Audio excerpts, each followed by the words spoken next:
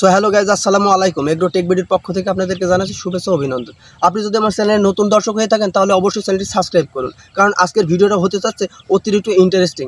এবং এই ইন্টারেস্টিং ভিডিওগুলো সর্বপ্রথম আপনার কাছে পেতে, সবার আগে দেখতে, পাশে থাকা বেল আইকনটি চেপতে কোনো রকম ভুলবেন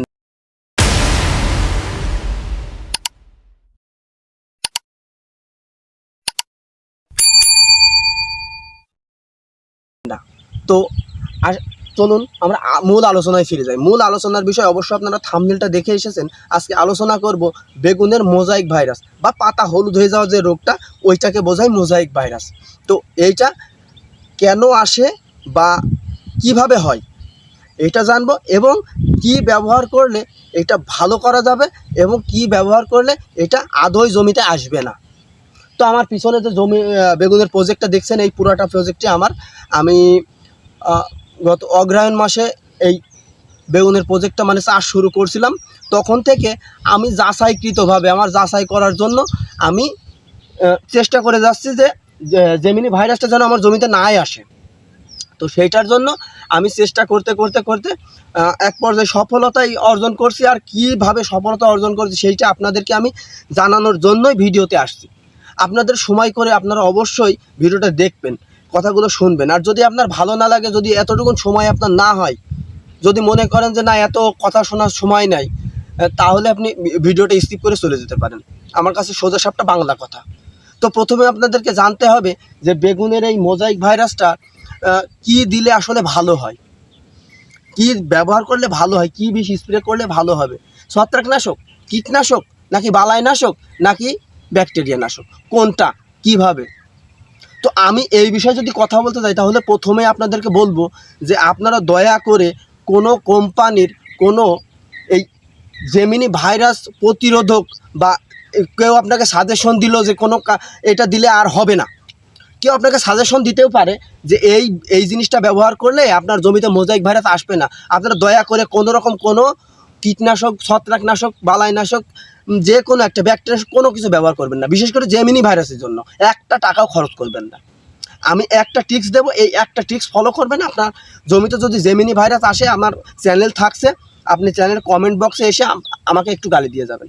এর থেকে সুন্দরভাবে বলার আমার কিছু নেই, কারণ উপকারটা হবে কিন্তু আপনার। তারপরেও আমি কথা বলছি, কারণ প্রত্যেকটা কৃষকের ভালো হোক, একজন কৃষক চাই, আমি নিজেও একজন কৃষক, তাই আপনাদের ভালোর জন্য কথাটা বলছি।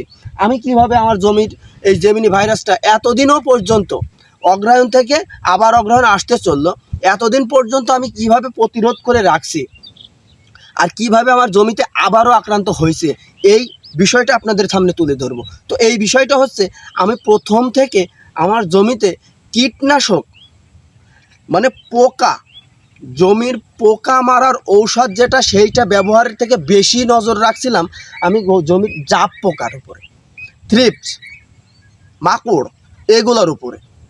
এইগুলো আমার জমিতে কোনো রকম আমি আসতেই দেয়নি।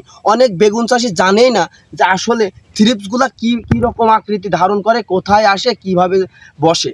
তো আপনাদেরকে আমি যদি বলি, তাহলে আপনি প্রথমে প্রতিদিন সকাল টাইমে জমিতে যান। অবশ্যই আপনার জমিতে আপনি যাবেনই, যানই, আপনি দেখতে তো যান। তো গেলেই আপনি পাতাটা উল্টো করে এইভাবে দেখবেন, এই পাতার নিচে অবশ্যই বিভিন্ন ধরনের থ্রিপস পোকা থাকে। এই পাতার নিচে প্রচুর পরিমাণ থ্রিপস পোকা থাকে। তো আমি প্রথম কাল থেকে ট্রিটমেন্ট করছিলাম, আমার জমিতে কোনো রকম থ্রিপস আসেনি, কোনো রকম সাদামাছির আক্রমণ তো নেই। সাদামাছি হচ্ছে জেমিনি ভাইরাসের মূল বাহক। তো আপনাদের প্রথম দিকে খেয়াল রাখতে হবে যে আপনার জমিতে সাদামাছি আসছে কি না, আসলেই ওকে বিতাড়িত করতে হবে। আর বিতাড়িত দেখে করার কোনো প্রয়োজন নেই, আপনি প্রতি সপ্তাহে ইমিডাক্লোরোপিড ব্যবহার করবেন, বা আপনার ওখানকার কোনো দোকানদারের কাছে জিজ্ঞাসা করবেন, যদি কীটনাশক সেলার থাকে তার কাছে জিজ্ঞাসা করবেন যে সাদামাছির কী ওষুধ আছে, আপনার এলাকায় সাদামাছির কী ওষুধ ব্যবহার করলে সবথেকে ভালো কাজ হচ্ছে, আপনি ওইটাই ব্যবহার করবেন।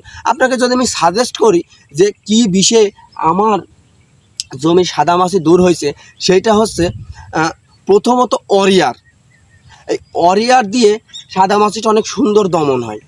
দ্বিতীয়ত, যখন অরিয়ার দিয়ে কাজ হয় না, একই ওষুধ বারবার দিলে কিন্তু কাজ হয় না, ওইটাতে কোনো কাজই আর হবে না যদি একই ওষুধ বারবার দিই।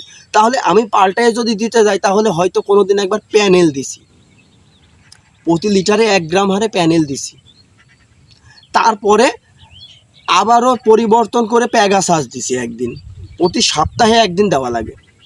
আপনাকে বলছি প্রতি সপ্তাহে একদিন দেওয়া লাগবে সাদামাছির ঔষধ।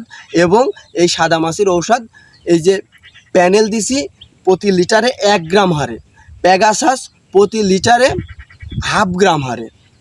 এবং লাস্ট পর্যায়ে যখন মনে করছেন যে আপনার কোনো বিষয় আর কাজ করছে না, কোনো বিষয় সাদা জাপটা আপনি নিয়ন্ত্রণ করতে পারছেন না সাদামাছিটা, তখন আপনি ব্যবহার করবেন ইউপিএলের উলালা।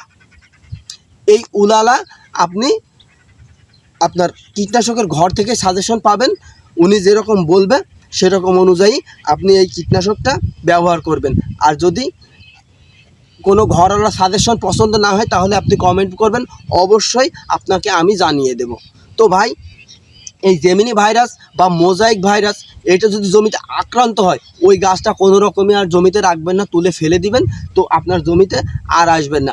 আমরা সবাই জেনে থাকি যে হলুদ জিনিসের উপরে জাপ পোকা একটু বেশি পড়ে, কিন্তু আর এই যদি জেমিনি ভাইরাসে আক্রান্ত হয় তাহলে গাছটা হলুদ হয়ে যায়। তো হলুদ হওয়ার পরে যদি হলুদ গাছ একটা জমিতে থাকে তাহলে সেই গাছ থেকে আর সাদামাছি দূর করা সম্ভব হবে না। তো সাদামাছি দূর করতে হলে আগে ওই গাছটাকে দূর করতে হবে জমি থেকে, ওই গাছটা তুলে ফেলে দিবেন। সাদামাছিটা আপনি আপনার মতো করে নিয়ন্ত্রণ করতে থাকবেন। আমি যেভাবে বললাম এইভাবে একটু নিয়ন্ত্রণ করতে থাকবেন। আশা করছি আল্লাহর রহমতে সৃষ্টিকর্তা যদি করুণা করে তাহলে অবশ্যই আপনার জমি থেকে বিতাড়িত না, আপনার জমিতে জেমিনি ভাইরাসটা আসবেই না। শুধু এতটুকুন আপনাকে খরচ করতে হবে যে প্রতি সপ্তাহে সাদামাছির বিষ আপনাকে ব্যবহার করতে হবে। তো এর জন্য যদি আপনাকে কেউ অন্য কোনো বিষ সাজেস্ট করে তাহলে আমি বলবো ভাই দেওয়ার দরকার নেই, অযথা টাকা খরচ করার দরকার নেই। যে গাছটাতে জেমিনি ভাইরাস লেগে যাবে ওই গাছটা কখনোই ভালো হবে না। তো ভাইয়ের কথাবার্তা যদি ভালো লাগে অবশ্যই চ্যানেলটি সাবস্ক্রাইব করতে ভুলবেন না। এবং আমার কথাবার্তা যদি আপনার একটুও ভালো লাগে, একটুও মনে ধরে, তাহলে একটা লাইক তো আমি পেয়েই যাব আপনার কাছ থেকে। এবং আপনার শুধু এই বিষয়ে না, যে কোনো বিষয়ে আমার কাছ থেকে যদি আপনার কিছু জানার থাকে অবশ্যই কমেন্ট বক্সে জানিয়ে যাবেন। সবার প্রত্যেকের শুভকামনা এবং সুস্বাস্থ্য কামনা করছি। সবাই ভালো থাকবেন, সুস্থ থাকবেন। আজকের আলোচনা এ পর্যন্তই। আল্লাহ হাফেজ।